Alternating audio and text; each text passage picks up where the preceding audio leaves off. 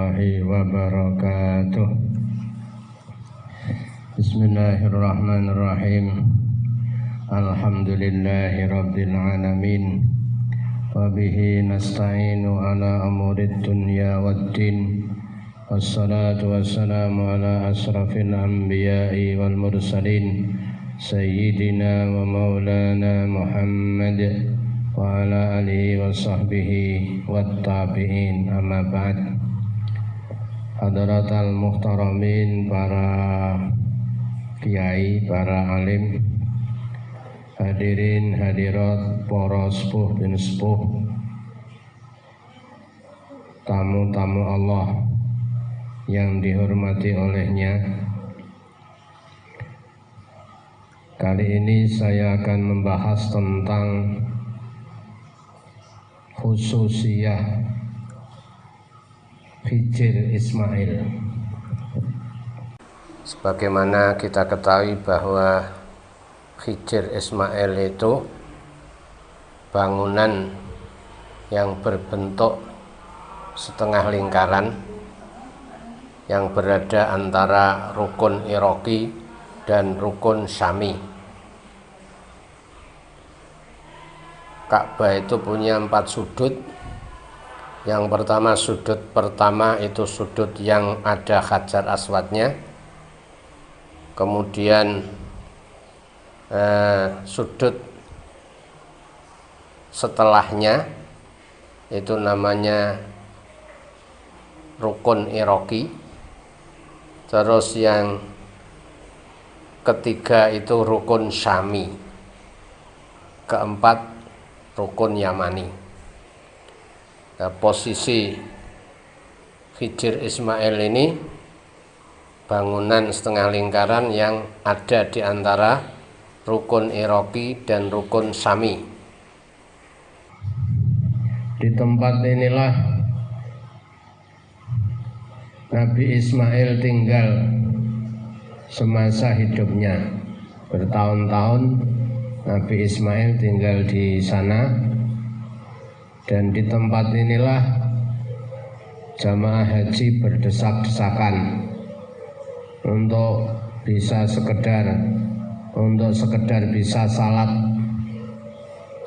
sunnah 2 rakaat dan berdoa di sana. Karena di tempat itulah orang jamaah haji sedunia berebut di sana untuk sekedar tabarukan, ngalap barokah agar bisa salat di Hijr Ismail dan berdoa di sana. Karena berdoa di Hijr Ismail itu termasuk doa yang sangat mustajab, khususnya ketika berada di sejajar dengan mizab atau talang mas. Kalau jamaah haji melihat ke atas Ka'bah, di sana ada talang mas. Jadi pas tengah-tengahnya, di tengah-tengah itu ada talang mas. Itulah tempat yang sangat mustajabah. Terus status hukumnya berdoa di situ, hukumnya sunat. Termasuk juga salat di Hijr Ismail juga hukumnya sunnah. Cuma untuk diketahui bahwa salat sunat di Hijr Ismail itu mestinya berdiri sendiri, ibadah mustaqillah. Tidak ada hubungannya dengan tawaf, tidak ada hubungannya dengan umrah, tidak ada hubungannya dengan haji atau ibadah-ibadah yang lain. Hal itu berbeda dengan sholat 2 rakaat tawaf. Kalau sholat 2 rakaat tawaf yang dilakukan setelah tawaf itu masih ada ketersambungan, ada rangkaiannya dengan manasik.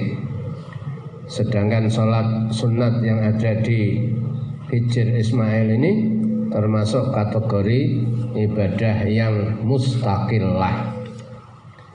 Melihat bahwa ibadah sholat sunat 2 rakaat ini termasuk ibadah mustaqilah, maka sebaiknya setelah selesai tawaf kita sholat 2 rakaat tawaf. Setelah itu kalau memungkinkan untuk ke Hajar Aswad ya silakan, kalau tidak cukup melambaikan tangan. Habis itu terus minum air zam-zam disambung dengan tawaf, disambung dengan sa'i. Apabila ada kesempatan waktu yang lain, ya baru kita kalau ada kesempatan waktu yang lain, kita bisa sholat di Hijr Ismail 2 rakaat dan berdoa di sana dengan tenang, dengan khusyuk, karena di sana banyak jamaah yang berdesak-desakan. Untuk bisa sujud saja sulit, kadang bisa disiasati karena tidak bisa sujud ya bisa dengan salat dengan duduk saja, dengan isyarat. Itu akan lebih baik daripada kita sujud di pantatnya orang yang ada di depannya. Hadirin rahimakumullah, Hijr Ismail ini termasuk bagian dari Ka'bah. Alasannya, dulu ketika suku Quraisy memugar Ka'bah sekitar tahun 606 Masehi, mereka kehabisan dana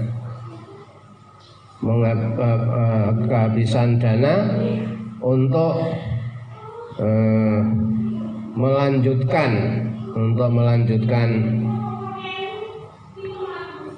pembangunan. Karena kekurangan dana, akhirnya disisakan 3 meter dari yang ada. Nah, inilah yang disebut Hijr Ismail itu.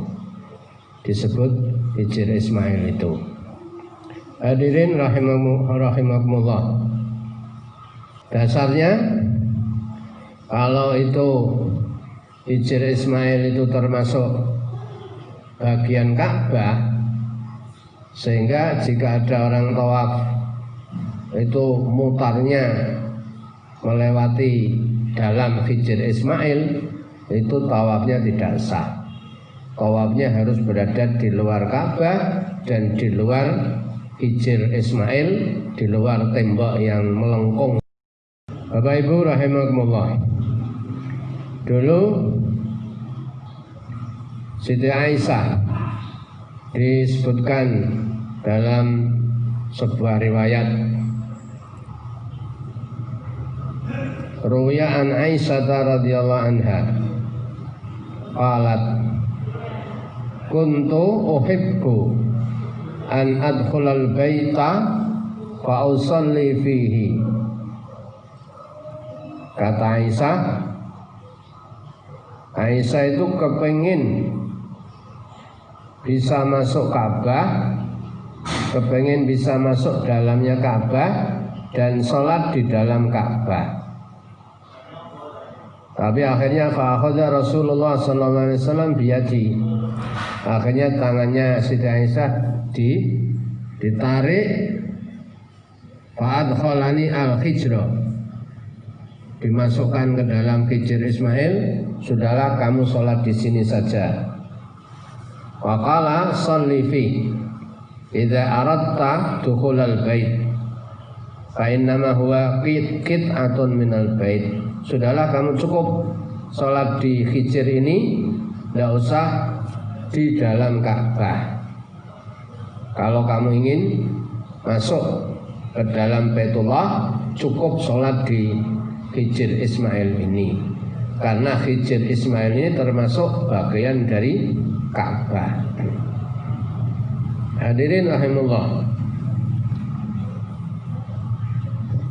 inilah yang dijadikan dasar bahwa sholat sunat di sana itu hukumnya sunnah, berdoa di Hijr Ismail juga hukumnya sunnah.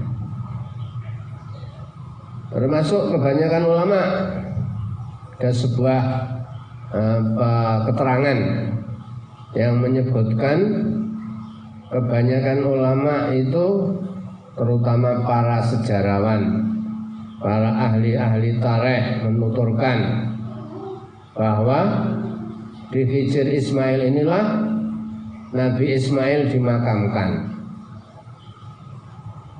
Nabi Ismail, katakanlah ya omah-omah, berdomisili di Hijr Ismail itu selama 136 tahun.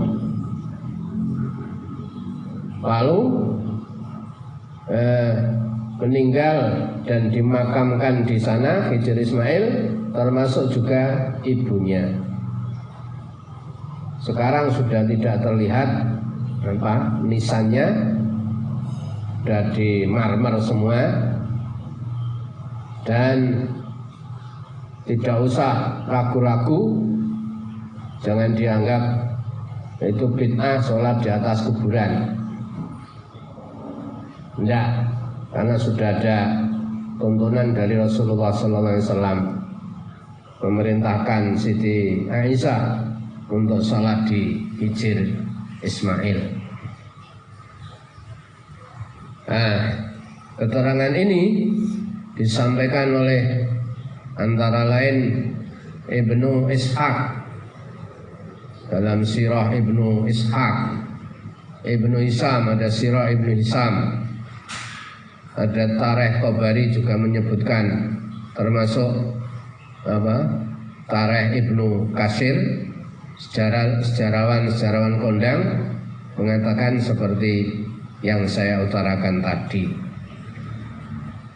Hadirin rahimahullah, di antara fadilah Hijr Ismail yang lain, ada sebuah riwayat dari Sayyidina Ali bin Abi Thalib radhiyallahu anhu, anna Rasulullah sallallahu alaihi wasallam qala, Rasulullah sallallahu alaihi wasallam pernah bersabda kepada Abu Hurairah, ya Abu Hurairah, inna ala babil hijri malakan, sesungguhnya di pintu Hijr Ismail ini ada sekuritinya berupa malaikat yang setiap hari yaqulu liman dakhalahu wa shalla fi rak'atain. Security malaikat berupa malaikat setiap harinya mengatakan kepada orang yang masuk Hijr Ismail dan sholat di dalamnya 2 rakaat. Apa kata malaikat itu? Maghfuran laka ma madha, maghfuran laka ma madha, sungguh kamu telah diampuni dosa-dosamu. Fasta'ni fil amala, sekarang teruskanlah, mulailah dengan amalan-amalan yang baru, amalan-amalan berikutnya. Wa ala babihi, di pintu yang lain, pintu satunya, malaikat itu mengatakan, wa ala babihi lil akhar malakun mundu khalaqallahu dunya ila yaumi yarfa'ul baita. Di pintu yang satu lagi ada malaikat yang selalu berkata kepada setiap orang yang keluar, setiap orang yang telah salat dan keluar itu tadi, marhuman, marhuman in kunta min ummati Muhammadin taqiyan. Kata malaikat yang satu yang ada di pintu yang lain, kamu telah mendapatkan rahmat. Wahai jamaah haji, kamu telah mendapatkan rahmat. Kamu termasuk umat Muhammad dan kamu telah menjadi orang yang bertakwa. Demikian di antara kehebatan fadilah yang ada di Hijr Ismail, mengingatkan kepada kita secara historis bahwa perjuangan Nabi Ibrahim, perjuangan juga Nabiullah Ismail yang selalu merawat, beribadah, merawat Ka'bah, merawat berdakwah di sekeliling Masjidil Haram dengan serius, dengan sungguh-sungguh. Mudah-mudahan kita tergolong orang-orang yang selalu mengikuti jejak-jejak Nabi Ibrahim, Nabi Ismail, dan juga Rasulullah Sallallahu Alaihi Wasallam. Kurang lebihnya mohon maaf. Hadanallah wa iyyakum lima yuhibbu wa yarda. Assalamualaikum warahmatullahi wabarakatuh.